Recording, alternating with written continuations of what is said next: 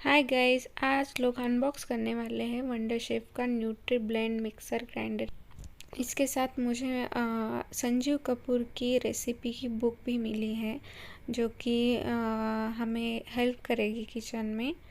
इसे मैंने अमेज़ॉन से लिया है अराउंड 2700 में। आपको इस सेल में उससे भी कम मिल सकता है। अभी मैंने इसकी प्राइस देखी थी तो ये 2500 समथिंग का था। इसमें हमें दो लीड्स भी मिले हैं, जो कि हम उसको एज अ बॉटल का ढक्कन जैसे यूज़ कर सकते हैं। ये इसमें हमें दो जार मिले हैं, जो कि एक है 500 ml का और दूसरा है 300 ml का। ये है 500 ml का जार, जो कि हम जूस बनाने के लिए यूज़ कर सकते हैं। और मैंने ब्लैक कलर में लिया है, क्योंकि मुझे ब्लैक कलर बहुत पसंद है। और इस पे बहुत सुंदर डिज़ाइन भी दी गई है, आप देख सकते हैं।